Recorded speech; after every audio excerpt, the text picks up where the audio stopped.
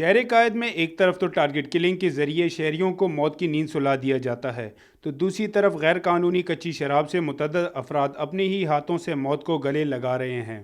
شہر کراچی میں کچی شراب سے اموات کے واقعات زیادہ تر اعظم بستی اور چینسر گوٹ میں پیش آئے ہیں۔ اس کاروبار سے ہونے والے افسوسناک حادثات سے کئی خاندان بری طرح متاثر ہوئے ہیں۔ کئی گھروں کے چراغ گل ہو گئے ہیں، تاہم انتظامیہ کے کانوں پر ابھی تک جوں تک نہیں رینگی۔ دوسری طرف کئی افراد اس غیر قانونی کاروبار کی بھینٹ چڑھ چکے ہیں، لیکن یہ کاروبار بلا کسی روک ٹوک کے جاری ہے۔ ادھر شہریوں کا اس صورتحال پر کہنا ہے کہ اگر حکومتی ایوانوں میں بیٹھے عوام کے محافظوں نے اس کاروبار کا گلا نہ گھونٹا تو شہریوں کی موت کا یہ رقص یوں ہی جاری رہے گا اور لوگ موت کی وادی میں دھکیلے جاتے رہیں گے۔ ہم لوگ یہ مظاہرہ کر رہے ہیں ہکل گروپ اور بابی گروپ کے خلاف، کیونکہ وہ ان کے الگ ہی ایک وہ ہے، مطلب کچی شراب بیچتے ہیں، منشاد ہے، اغوا برائن تعاون میں ہے، یہ قتل کے کیسوں میں ملوث ہے، یہ ہر ان کے کیسوں میں ملوث ہے۔ ہمارے بچے جاتے ہیں اس طرف جاتے ہیں، یہ فارسی گیٹ سے لے کر بہبود سینٹر تک ان کی چوری ڈکیٹی سب چلتی ہے، یہاں سے کوئی مزدور وغیرہ آ نہیں سکتا۔ پہلے ہمارا گوٹ تھا اتنا اچھا تھا،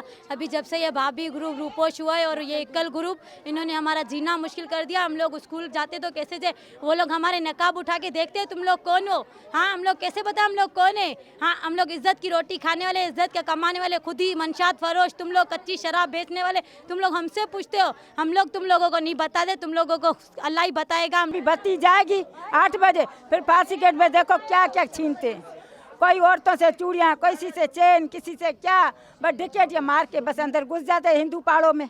ابھی ہم لوگ تو ہندو پاڑوں میں نہیں جا سکتے ہیں۔ اگر قانون نافذ کرنے والے ادارے اس گھناؤنا کاروبار کرنے والے گروہوں کے خلاف سخت سے سخت کارروائی کریں تو ایسے واقعات بار بار نہیں ہوں گے اور قانون نافذ کرنے والے اداروں کی کارکردگی پر اٹھنے والے سوالات بھی جنم نہیں لیں گے۔ کیمرامین محمد بلال کے ساتھ Anwar Taj Bangash, capital T V, Karachi.